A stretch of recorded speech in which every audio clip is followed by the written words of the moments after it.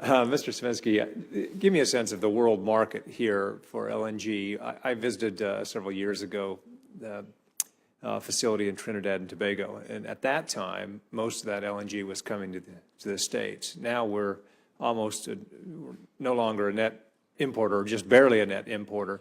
Where is that going? What kind of margin do they operate under? Is some of that going back to South America, or is it elsewhere in the Caribbean, or some of that going to Europe? At what is the price point needed where existing natural gas facilities like this can export to Europe?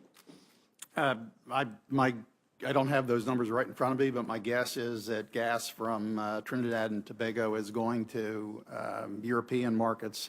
There are a couple of terminals, LNG terminals, one in Chile, one in Mexico, that might be available. The LNG markets are developing very rapidly, but even with the estimates that EIA has made for U.S. LNG exports, it's still a fairly small portion of the global LNG market. And there are many other competitors in that market, including Australia, Indonesia, some of the West African countries, and others who are entering the markets. I'm just wondering, somebody, maybe Dr. Goldwyn, if you could tell me, how will Russia react if we were to start permitting process, the signal is sent, prices drop? Will Russia act much like OPEC did earlier, or does, or any cartel in this fashion, that they will lower prices to discourage investment in other facilities elsewhere? How will Russia react here, and at what point, how much lower will their prices have to be in order to discourage investment that needs to happen in these other countries, including the U.S.? Thank you for the question, Senator. And I only went to law school and didn't get my PhD. My wife did, so I can't claim to doctor.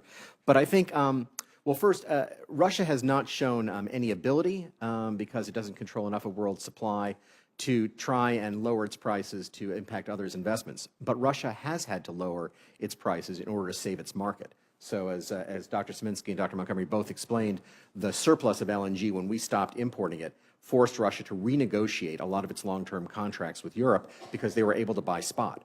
And so that was one impact. They also had this famous Stockman project, where they thought they were going to be a major LNG export, and the fact that they didn't have our market anymore made their project too expensive. So it wasn't so much that they're deciding that they were going to kill investment elsewhere by lowering prices and getting more market share. It's that they were going to lose market share to the spot market, if they didn't lower their prices. So we're about to see, with Russia's negotiation with China, whether in fact they will lower their prices or lower that correlation between gas and oil prices in order to save market share. They've been negotiating for China for a huge pipeline, 40 BCM. I mean, frankly, in terms of China's dependence, something we need to worry about a little bit.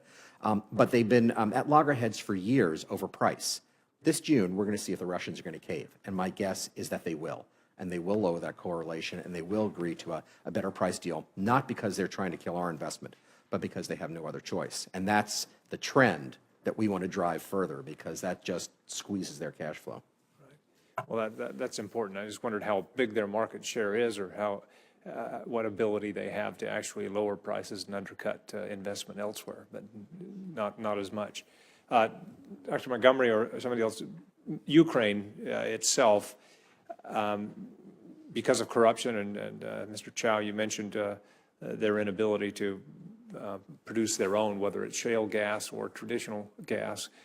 If they were to ramp up production significantly, can they become, how quickly could they become completely independent of Russian gas, or could they? Yes, Dr. I don't think it's the aim necessarily is to be completely independent of Russian gas, but not to be so dependent on Russian gas. They're currently 60% dependent on Russian gas in an economy that's very gas heavy. 40% of primary energy in Ukraine comes from natural gas. So that dependency on Russia is very significant.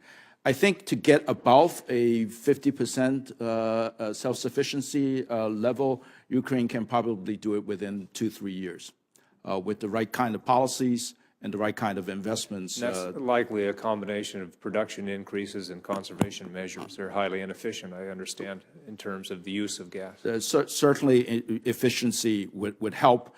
Right now, their demand has come down mainly because of the collapse of the domestic economy, not because of efficiency improvement. So when the economy grows, some of that demand will come back, although creating greater GDP with the use of the same amount of gas. Thank you.